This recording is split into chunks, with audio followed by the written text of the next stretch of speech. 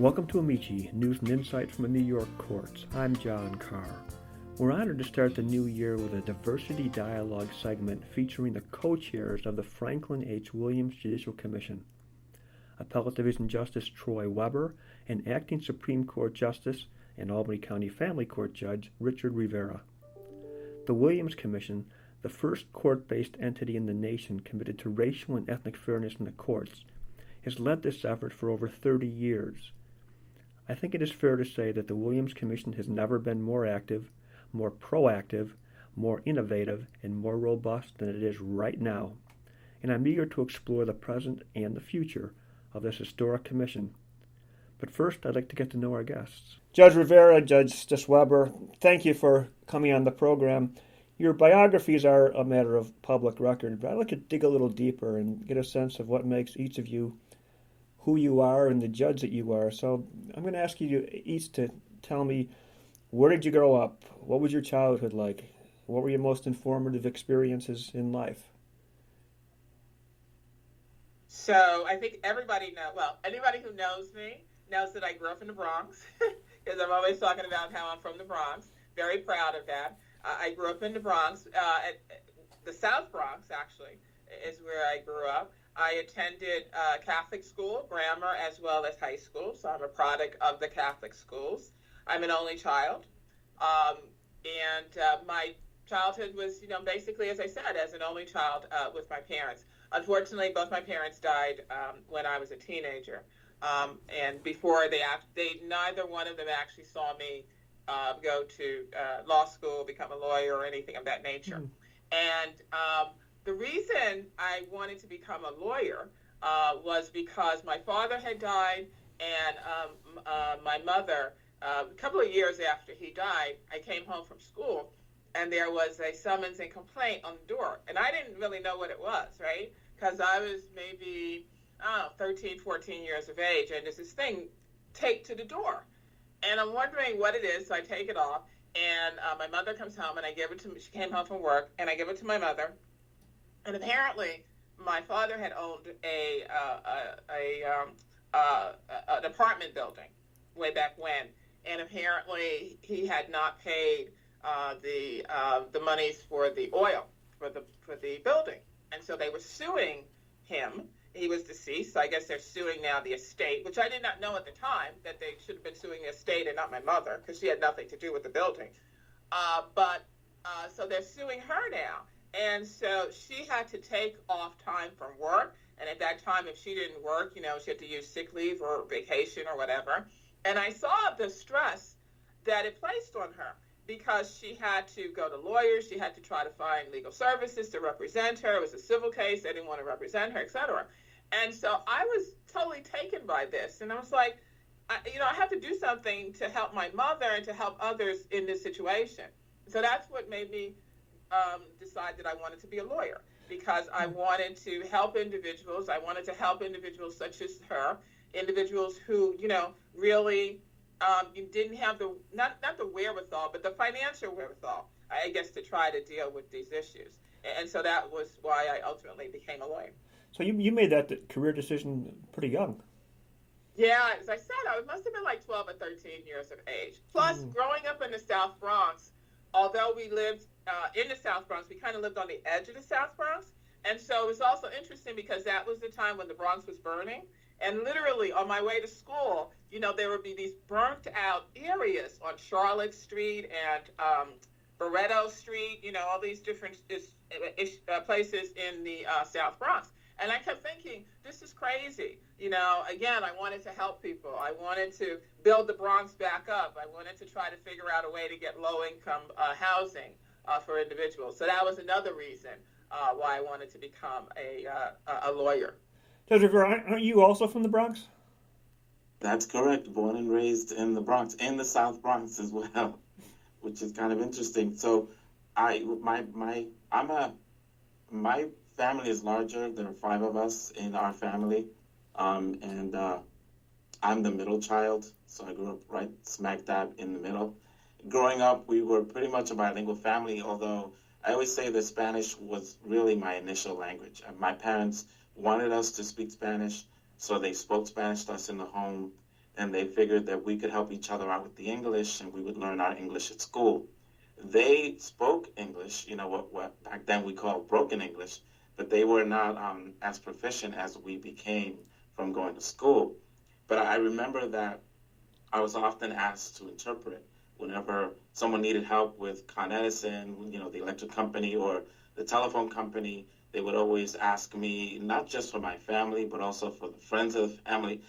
I used to think it was annoying back then because I always had to take the phone.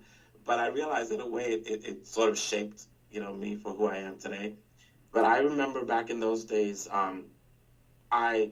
it was really my brother's godmother that planted the seed for me to become a lawyer, because she told me, when you grow up, she told me in her Spanish, when you grow up, you're going to become a lawyer. And I remember thinking in my head, she's crazy. I wouldn't have said that to her because we were taught, you respect your elders, and I would have been, punished if I had said it to her. But I thought to myself, she's crazy, because my idea of a lawyer was somebody dressed in a suit, sitting behind a desk all day, and I thought that was a boring job. I didn't want to do that. And for the record, you're sitting behind a desk right now wearing a suit. Exactly. So the last laugh was on her. But by the same token, I remember feeling like we in our community in the Bronx were not really seen fairly by law enforcement and by the court system. And so I thought I wanted to be a judge. I didn't know, right, the connection between becoming a lawyer and becoming a judge. To me, those were two separate things. But I felt that my way of being able to help bring about some fairness and justice was to become a judge. There was one incident I remember in our neighborhood, and I lived in a block where all of the homes to the left and all the homes to the right had been burnt down and knocked down. And so there were these empty lots on either side of our 4 buildings and across the street. In fact, at a certain point in time, instead of going around the block to my junior high school, we just cut across the lot because they had cleared it all the way through to the next block. And that's how bad it was back then. But one of the lots started being used by the police officers who were in the precinct 1 block over, the 42nd precinct in the Bronx. They would park their cars in the empty lot next to our building. So one of our neighbors, she was watching her younger sibling, and the little girl fell on her glass bottle. She used to drink milk from a bottle, and it was glass back then. She fell on it, and it fell on her chest and cut her open. The young woman that was watching her ran outside, ran toward the police officer that was guarding the cars in the lot, asking for help, and he did absolutely nothing. He wouldn't even call the ambulance. And I remember thinking how unfair. These cars were more important to him than this young girl and this little girl who was dying, who actually came within an inch of piercing her heart when she fell on the bottle. And I remember thinking, that's the unfairness, that's the injustice that I see from law enforcement, and that sort of spurred me to become a judge. I actually, when I got to college, wanted to go to med school. So even the time frame that happened between then and college, I had sort of vacillated between medical school and law school because I wanted to be a doctor, and I figured that was another way that I could help. And I wound up choosing law school. But it was that idea that, like Justice Weber said, wanting to help people, especially in our communities, because I felt that we were not being helped at all, and we were painted by this brush that was negative all the time. That's a great story. 2 great stories. Let's transition to the Franklin-Williams Commission. Justice Weber, why did you get involved in that in the first place? Well, I worked, after I became a lawyer, I went to the DA's office in Manhattan for 5 years. And then while I was there, I had numerous cases in front of an African-American male judge, William Davis. And he saw me, I had a case in front of him, and he asked if I would be his court attorney. So he offered me the job, and I became his court attorney. He was the one who encouraged me to be a judge, because prior to that, I never even thought of, becoming a judge. He encouraged me to do so. He helped me he mentored me in terms of the electoral process. He also, after I became a judge, and he actually swore me in when I was elected to the civil court, he had me get involved in the Williams Commission. I don't recall whether he was on the commission or not. I think he was, but I'm not really. Yeah, he was on the commission at some point in time in the early days. And so he encouraged me to join the commission. And so I joined the commission. So I've been on the commission for over 20 years, I think. Oh, wow. Judge Rivera, you joined it much later, right? Yes, I did. When I when I was before I got elected, I was a child support magistrate here at Albany County Family Court.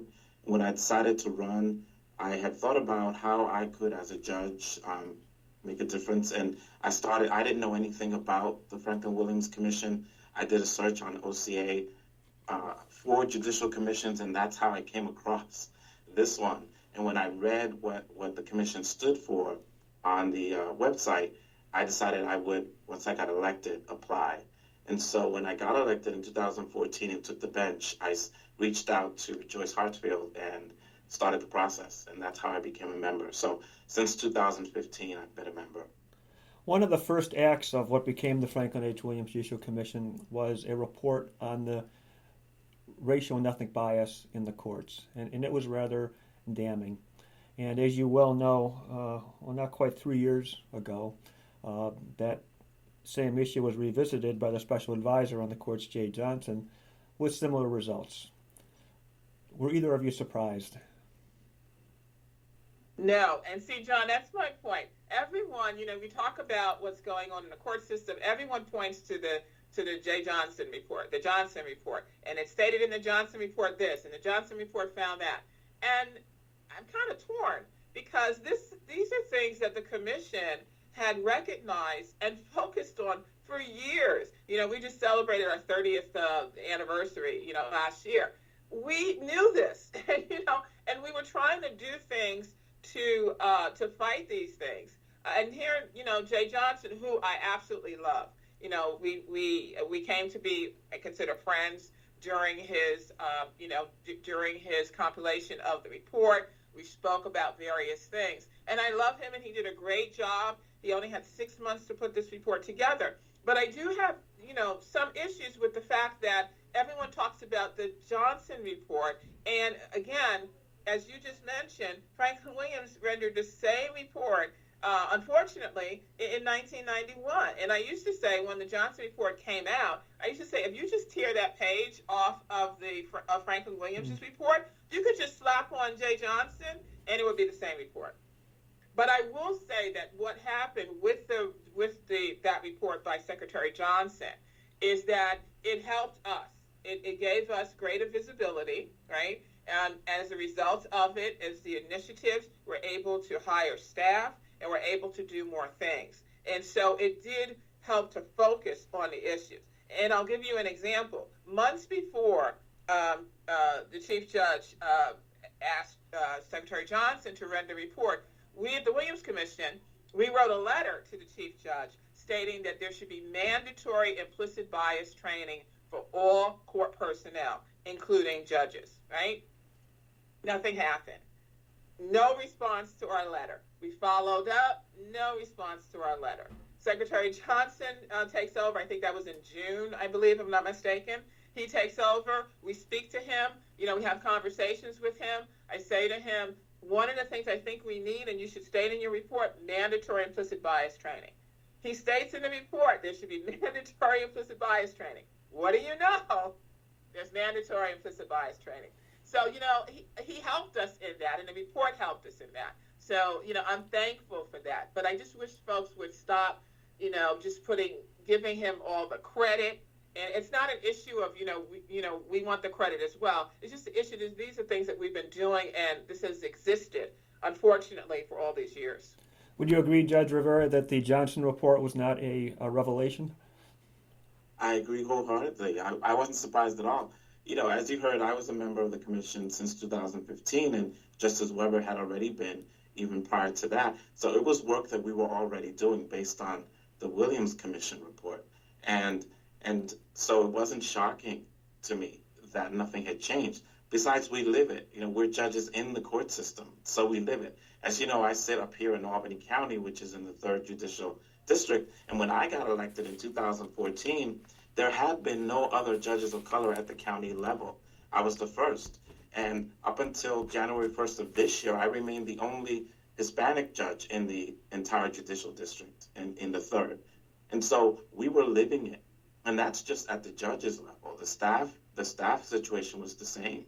When I was a child support magistrate and I got appointed in 2010, I again was the first to that position. And when I left, I wasn't replaced by a person of color. Now we do have one more. But that's been what we have been living. So it was not new to us. We were not shocked at all. I wasn't shocked.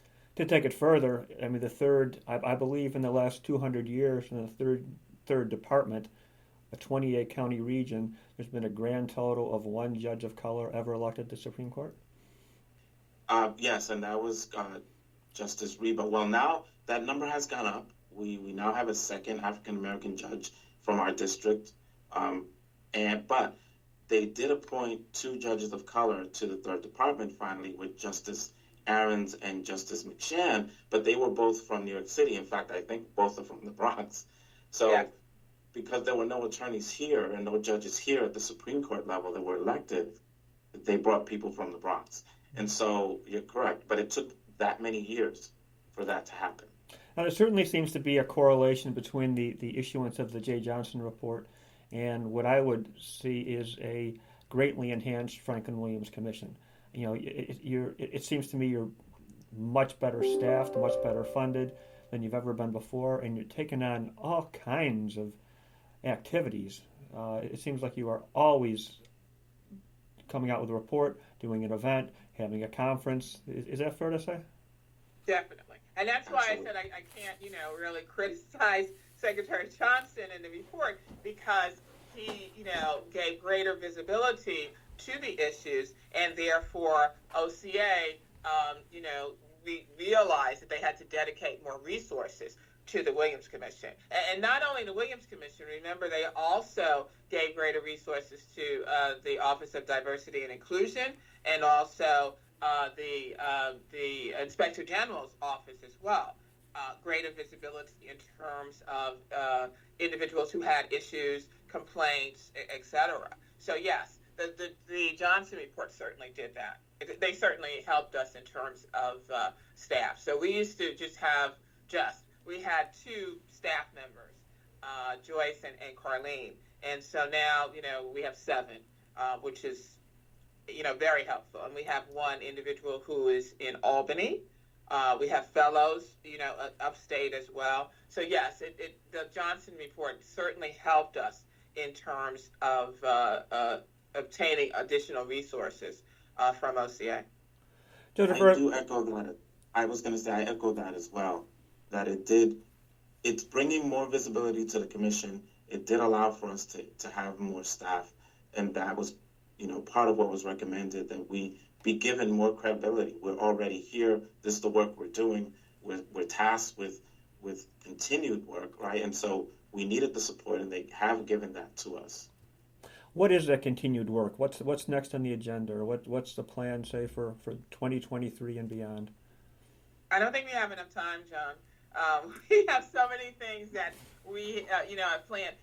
You may know that we rendered the family court report, and so we're working hard in terms of increasing the number of family court judges, especially upstate, which is, an interesting issue, and I don't know how we tackled that issue. But, family court, increasing the judges in family court, increasing the resources to family court. We're basically looking at those courts that are used predominantly by individuals of color. So we started off with family. We're also looking at criminal court, and we will be looking at housing court as well in terms of, again, just increased resources to those courts. We're also going to continue a lot of what we have been doing, like our fellowship program. We were granted an additional fellow. We started out with 3. We now have 4. Our hope is to increase that number again, continuing our mentorship program with attorneys of color who want to become judges, pairing them up with existing sitting judges throughout the state to assist with that.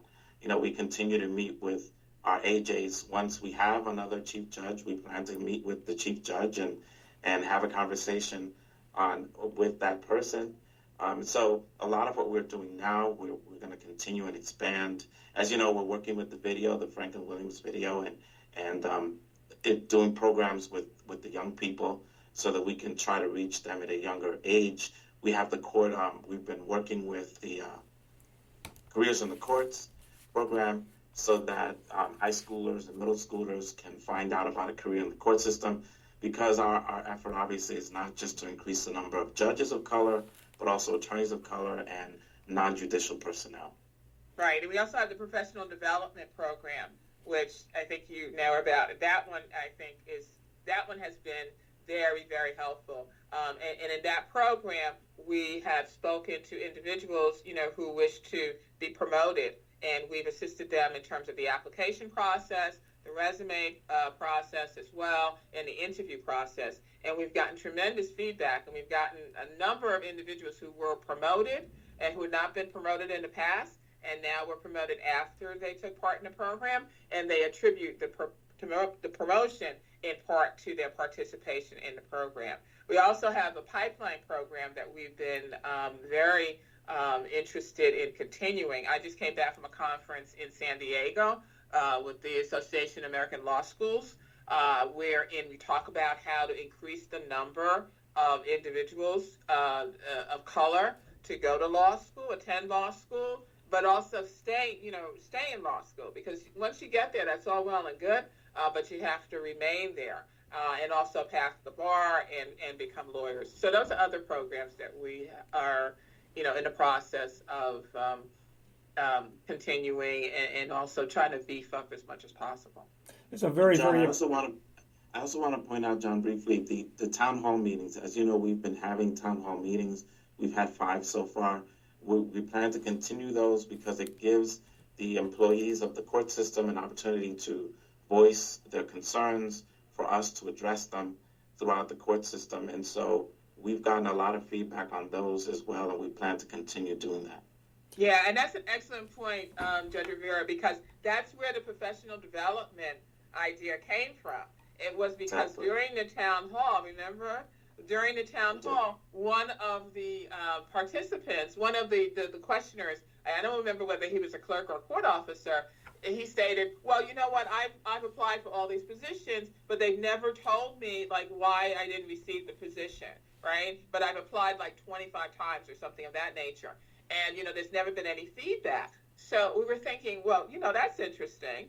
How do you apply for these positions, you don't get any feedback. So that's where the idea came up. Oh, you know what, maybe we should do some kind of professional development, help these individuals in terms of, as I said, application, resume, et cetera, an interview, and maybe that way give them feedback as to perhaps, why they're not getting the positions that they're applying for. What an exciting time for the commission. I know Franklin Williams will be proud of you, and I think all of us in the court system are very grateful for what you're doing. So thank you for your work, and thank you for coming on the program. Thank you, John. Thank you, John.